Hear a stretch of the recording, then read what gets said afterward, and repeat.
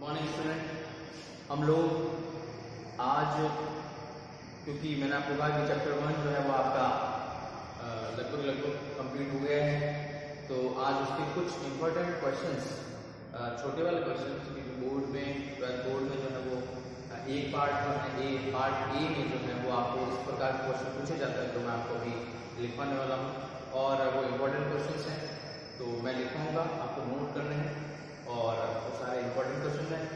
कुछ क्वेश्चन जो है वो पिछली बोर्ड एग्जाम्स में भी, पिछले पेपर्स में आ चुके हैं, तो उसको ध्यान से सुनिएगा और नोट डाउन कीजिएगा। लेसन हम लोग, आपको पता ही है, भारतीय इतिहास का व्यवस्था अति पढ़ते थे।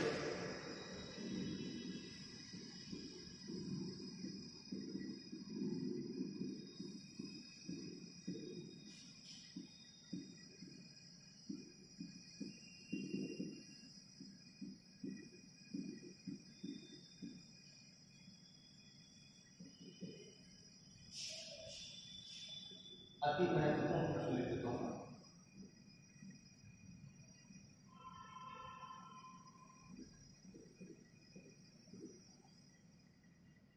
अति महत्वपूर्ण प्रश्न टाइप अति लघु है, तो इसमें इस प्रकार के क्वेश्चन जो है आपसे किए जाते हैं।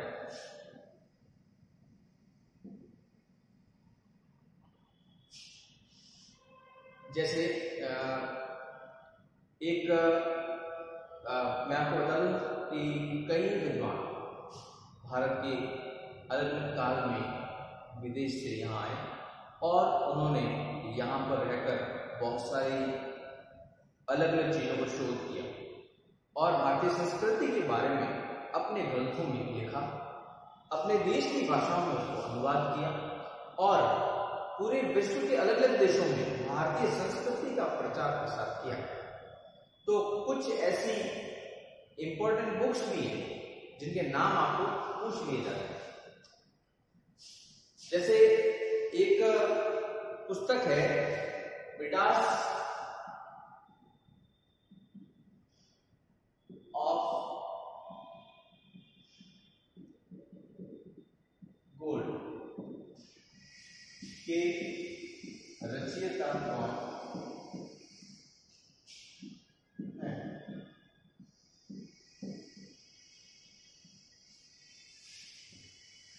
इस प्रकार का प्रश्न अगर पूछ लिया गया तो इसका आंसर क्या? मिडास ऑफ गोल्ड पुस्तक के लेखक कौन है और ये किस बारे में? तो मिडास ऑफ गोल्ड के रचयिता के बारे में अपन इसका आंसर आपको बता देता हूं। अल मसूदी विदेशी यात्री जो भारत आए और इन्होंने मिडास ऑफ गोल्ड की रचना की। तो आपको उत्तर जो है पिन पॉइंट आंसर देना है इसका। तो मिडास ऑफ गोल्ड की रचना कौन से पूछा गया आपको, इसका आंसर है अल मसूदी। अब इसके बाद नेक्स्ट क्वेश्चन है, एक क्वेश्चन था विक्रम संवत। ठीक, देखिए भारतीय जो कैलेंडर है वो अलग अलग काल में अलग अलग समय के अनुसार उसका निर्धारण किया गया है। तो विक्रम संवत जो है वह कब शुरू किया गया? तो संवत जो है कब शुरू किया गया?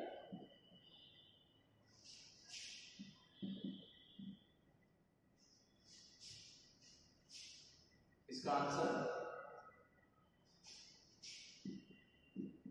विक्रम संवत 57 ईसा पूर्व में शुरू।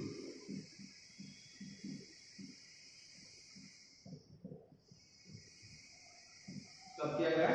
विक्रम संवत 57 ईसा पूर्व में शुरू किया गया। तो ये भी महत्वपूर्ण क्वेश्चन है, कई एग्जाम्स में ये मतलब कई पेपर्स में ये पूछा जा चुका है, पिछले पेपर्स में, तो इसको ध्यान से आप रीड करें। नेक्स्ट क्वेश्चन जो है, पहला क्वेश्चन मिडास ऑफ गोल्ड का रचयिता अल मसूदी और दूसरा विक्रम संवत कब शुरू हुआ? 57 ईसा पूर्व में हुआ। अब देखिए इसी प्रकार से छोटे क्वेश्चन बहुत सारे हैं, जैसे कि सिंधु सरस्वती सभ्यता में बंदरगाह, सिंधु घाटी सभ्यता में बंदरगाह कहाँ मिला? कहाँ मिलने का मतलब है कि किस स्थान पे मिला। तो आप आंसर में लिखेंगे धौलावीरा, गुजरात में है ये धौलावीरा इसका, ठीक है। सिंधु घाटी सभ्यता में बंदरगाह जो है वो कहाँ मिला है? धौलावीरा में प्राप्त हुआ है। तो बंदरगाह क्या होता है इसके बारे में आपको जानकारी दो कि समुद्री जहाज जहां आकर रुकते थे, ठीक है। व्यापार, क्योंकि आपको पता है पहला जो मार्ग था वो समुद्र मार्ग ही था, जो एक देश से दूसरे देश में लोग जो है वो या व्यापार करते थे। तो समुद्री जहाज जहाँ आकर रुकता था वो बंदरगाह होता था।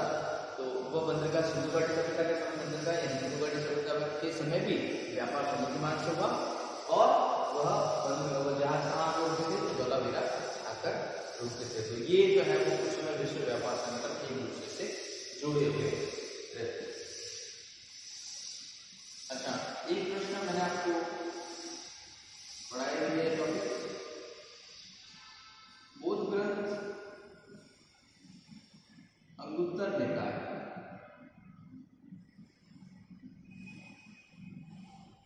बौद्ध ग्रंथ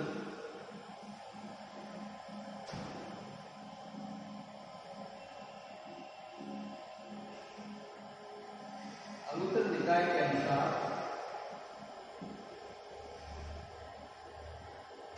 बौद्ध ग्रंथ अंगुत्तर निकाय के अनुसार महाजनों की संख्या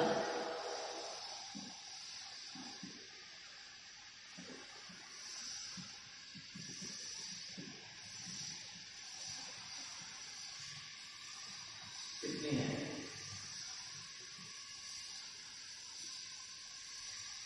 कितना है आपको याद होना चाहिए, 16 महाजन। कितनी संख्या है? 16 महाजन। बड़े क्वेश्चन में इनके नाम भी आपको पूछे जा सकते हैं, ठीक है। लघुरात्मक में जो क्वेश्चन आते हैं उसमें छोटे वाले क्वेश्चन में यही पूछा जाएगा कि बौद्ध ग्रंथ के अनुसार, अंगुत्तर निकाय के अनुसार जो है महाजन की संख्या कितनी है? 16 महाजन होते हैं। 5वां क्वेश्चन है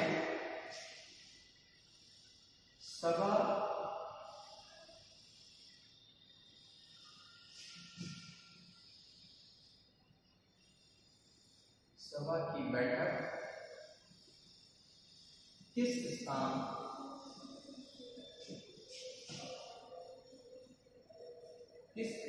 पर होती?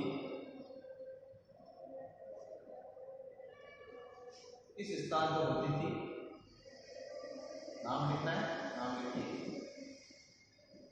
ये भी क्वेश्चन मैंने आपको लिखवाया हुआ है, वापस नोट करा रहा हूं आपको। आंसर इसका संस्थागार। क्या है? संस्थागार। सभा की बैठक किस स्थान पर होती थी? तो आपको इसमें जो है वो संस्थागार लिखना है। संस्थागार में वरिष्ठ जन जो है वो एकत्रित होते थे और वहीं पर सभा की बैठक होती थी। तो मिडास ऑफ वर्ल्ड के रचयिता कौन थे? अल-मसूदी। विक्रम संवत कब शुरू किया गया? 57 ईसा पूर्व में शुरू किया गया था। सिंधु सरस्वती सभ्यता बंदरगाह कहाँ मिलता है? धौलावीरा में। बौद्ध ग्रंथ अंगुत्तर निकाय के महाजन की संख्या कितनी है? 16 महाजन पर। और सभा की बैठक किस स्थान पर होती थी? तो वो स्थान जो है संस्थागार होता है।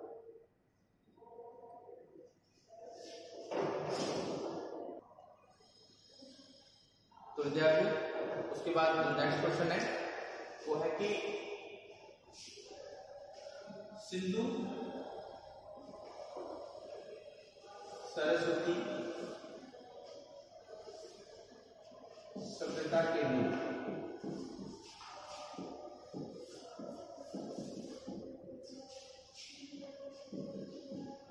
कौन से धातु से परिचित थे? ये भी मैंने आपको जब नोट लिखा है तभी इसके बारे में बात हुई थी। क्योंकि सिंधु घाटी सभ्यता के अंतर्गत बहुत सारी ऐसी चीजें हैं जिनका विकास हो चुका था। सिंधु और सरस्वती सभ्यता के लोग वहां से धातु से परिचित थे। तो सिंधु सरस्वती सभ्यता के लोग तांबे और कांसे से परिचित।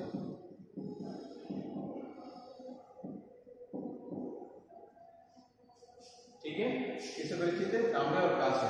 यानी उस समय तांबे और कांसे जो युगीन संस्कृति जो है वो उस समय प्रतीत होती है। सिंधु सरस्वती सभ्यता के लोग जो है वो तांबे के बर्तन की, क्योंकि धातु जो है वो धातु खुदाई में मिला है और उससे जो है वो कुछ चीजें ऐसी मिली है जिससे ये पता लगता है, खुदाई के अंतर्गत ये पता लगता है कि तांबे और कांसे से सिंधु घाटी सभ्यता के लोग को परिचित थे। ये महत्वपूर्ण क्वेश्चन है, इसके बारे में क्लियर करेगा आपको।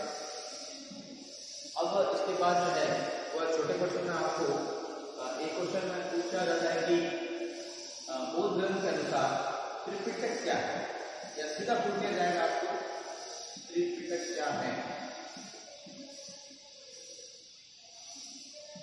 ठीक है, तो त्रिपिटक के अंतर्गत मैंने आपको बताया था लास्ट क्लास में, त्रिपिटक जो है बौद्ध ग्रंथों के अनुसार एक संहिता है। मतलब भगवान बुद्ध ने जो उपदेश दिए तो उनको संग्रहित करने के लिए इन तीन पिटकों का रचना की गई थी। ये बौद्ध ग्रंथ है, ये बौद्ध ग्रंथ है। इनकी संख्या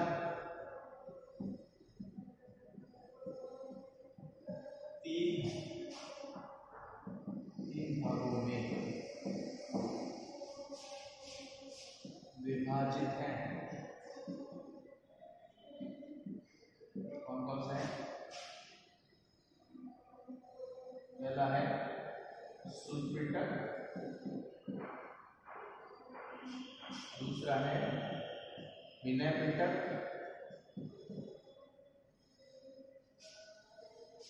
और तीसरा अभिधम।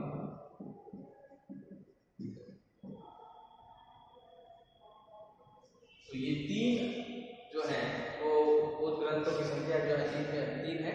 त्रिपिटक क्या है तो समझ जाए आप लोग, इन तीनों पिटक के नाम याद कर लें, शुद्ध पिटक, विनय पिटक और अभिधम पिटक। ये बौद्ध ग्रंथ है और इन तीनों में जो है वो बुद्ध भगवान बुद्ध के बारे में जो है उनके जीवन के बारे में, उनके उपदेशों के बारे में जानकारी दी गई। तीनों ग्रंथों के माध्यम से जो है वो इस धर्म का प्रचार प्रसार किया। तो ये इस ऐसे क्वेश्चन जो कई बार मान लो याद करने में समस्या है, तो उन शब्दों को बार बार जो है आप रिपीट करें, उससे आपको समझ में आसान होता है। अब देखिए 10 राज्य युद्ध, इसके बारे में चर्चा होगी कि अपनी 10 राज्य युद्ध किनके मध्य हुआ। अगर ये क्वेश्चन पूछ दिया जाए तो इसका आंसर क्या होगा? यह युद्ध 10 जनों के राजाओं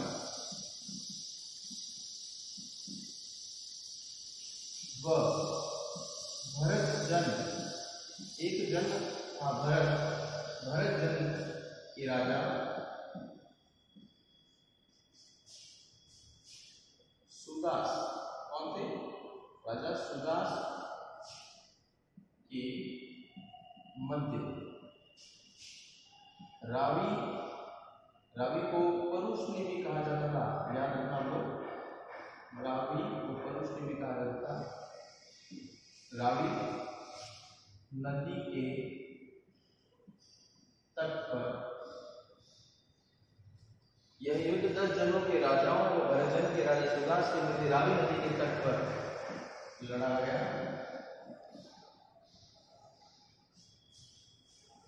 जिसमें राजा सुदास विजय रहे।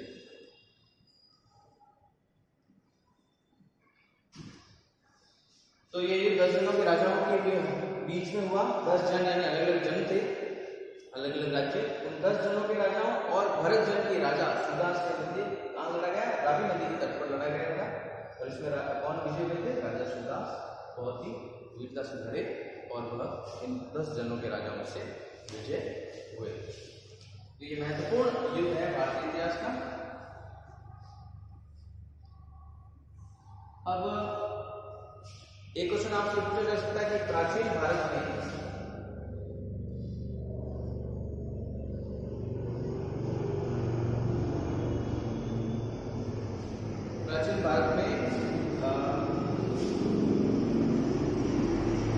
गणित के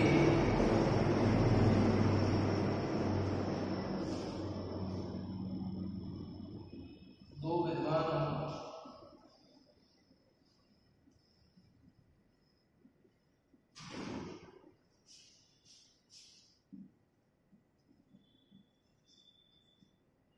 नाम लिखे। तो प्राचीन भारत के गणित के दो विद्वान कौन कौन थे? पहला आर्यभट्ट, प्रसिद्ध विद्वान हुए गणित के ये। दूसरा भास्कराचार्य।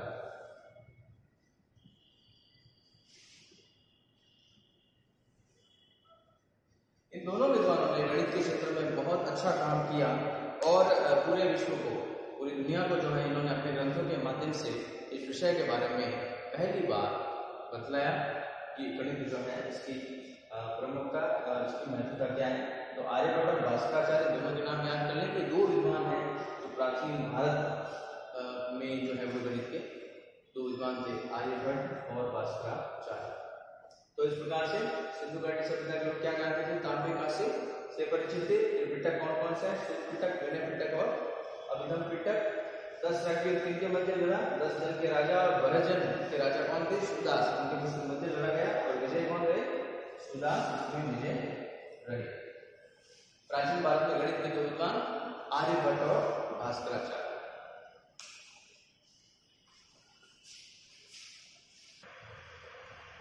तो अब देखिए नेक्स्ट क्वेश्चन जो है वह क्या है?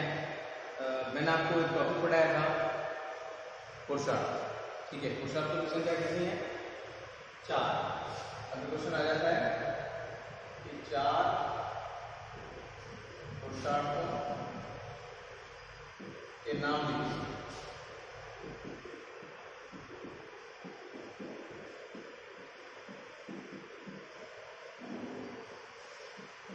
चार पुरुषार्थों के नाम लिखिए।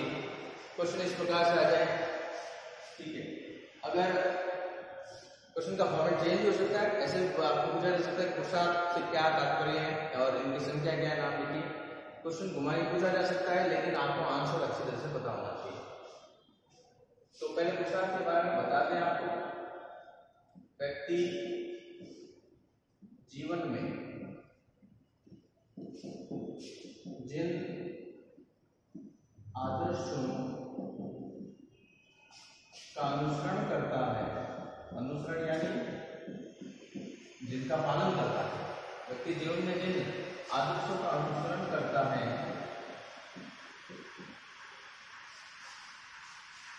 वे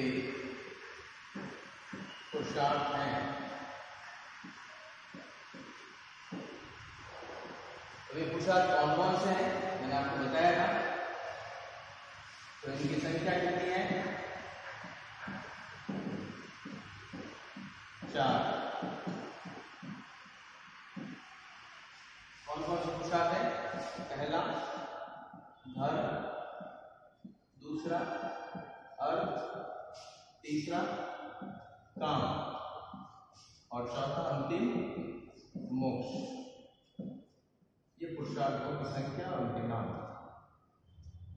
ये चारों आपको याद रखने हैं। पहला धर्म, दूसरा अर्थ, तीसरा काम और चौथा मोक्ष। इसके बारे में आपको लघु बड़ा क्वेश्चन पूछा जा सकता है, तो इसको डिस्क्राइब करना आना चाहिए आपको।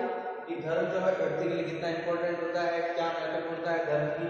उसके बाद वो आर्थिक जीवन में प्रवेश करता है, गृहस्थी चलाने के लिए उसको अर्थ कमाना जरूरी होता है, तो आर्थिक रूप से वो ठीक है काम जो है वो, यानी कि व्यक्ति जो है वो अपने जीवन में जितनी सुविधाएं भौतिक सुविधाएं भोगता है, ठीक है, उसके अंतर्गत आता है। उसके बाद अंतिम जो व्यक्ति का जीवन, जब उसकी सारी जिम्मेदारियां पूर्ण हो जाती हैं, तो व्यक्ति जो अपने जीवन से संन्यास लेता है और वह जन्म मरण के बंधन से मुक्ति पाता है, उसको मोक्ष कहा जाता है। तो ये चारों जो है अगर बड़ा क्वेश्चन आ जाए तो इस प्रकार से आप एक्सप्लेन कर सकते हैं। छोटे क्वेश्चन में आपको इतना ही करना है, इन चारों के नाम लिखने हैं। अगला क्वेश्चन क्या है, देखिए इसके बाद मैंने आपको एक टॉपिक और पढ़ाया था कि आश्रम व्यवस्था क्या है। आश्रम व्यवस्था क्या थी। आश्रम व्यवस्था उस समय की जब वैदिक काल, आज भी लोग इसका अनुसरण करते हैं वैसे, लेकिन कड़ाई से जब उस समय पालन किया जाता था। वैदिक काल में व्यक्ति के जीवन को 4 भागों में बांट दिया था कि व्यक्ति जो है वो अपने प्रथम पहर में ये करेगा, उसका सेकंड ये होगा, थर्ड ये होगा, फोर्थ ये होगा। तो आश्रम व्यवस्था क्या थी, व्यक्ति के संपूर्ण जीवन, मैं इसका आंसर लिखा दूं आपको, व्यक्ति के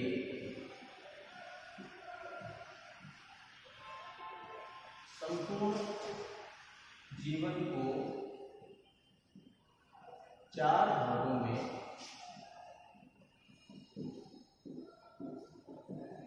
विभाजित किया गया।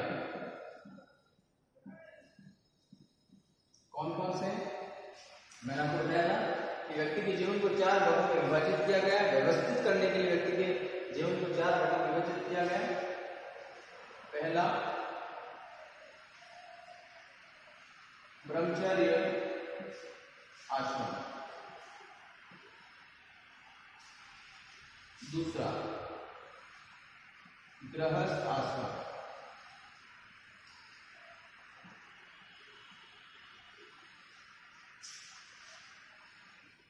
ब्रह्मचर्य आश्रम क्या था, जब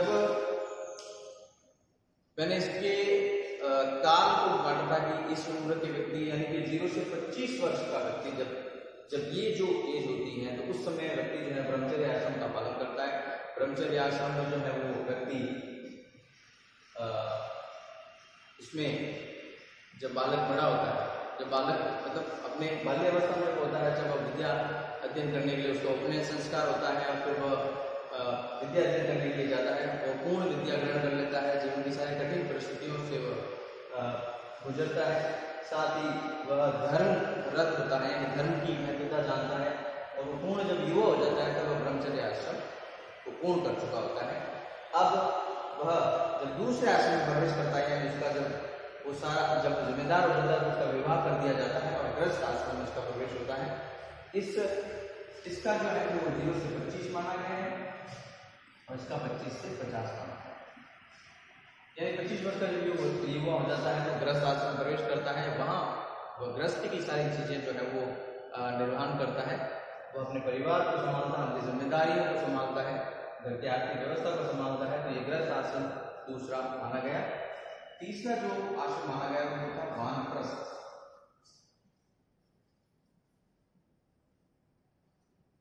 वानप्रस्थ आश्रम, ये एज ग्रुप है 50 से 75 वर्ष।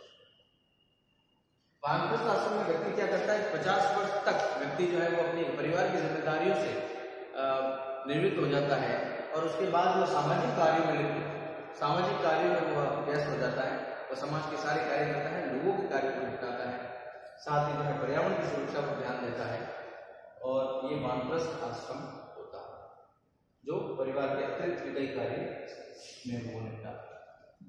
चौथा जो और अंतिम आश्रम जो है वो संन्यास आश्रम है।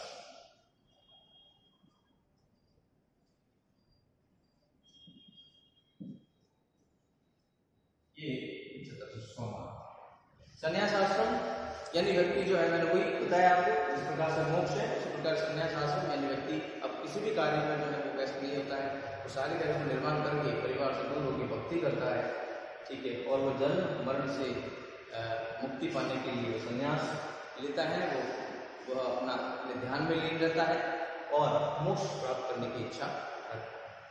तो ये चारों आसन जो है मैंने आपको डिस्क्राइब किए हैं। अगर छोटा क्वेश्चन पूछे तो आपको इतना लिखने की आवश्यकता नहीं है, सिर्फ इनके नाम, इनके प्रकार लिखना है आपको, ठीक है। एक व्यक्ति की औसत उम्र उस समय जो है वो 100 वर्ष मानी जाती थी, उसी के आधार पर ये 4 भाग कर दिए गए।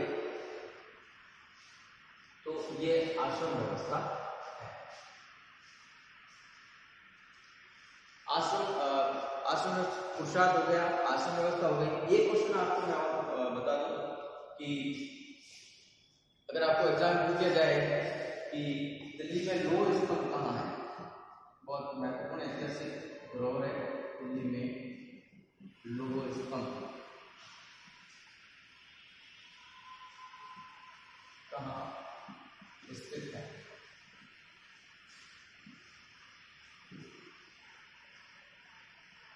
आंसर क्या लिखना आपको? लोह स्तंभ महरौली, महरौली दिल्ली में स्थित है।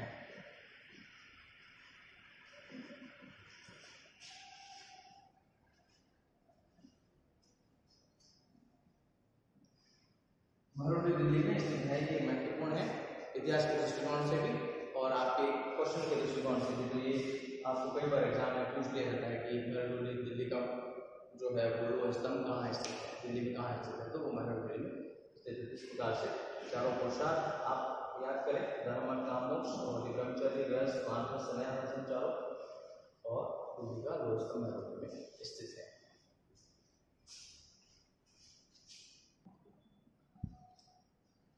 तो इस प्रकार से जो है वह ये इम्पोर्टेंट क्वेश्चन मैंने आपको लिखवाए हैं।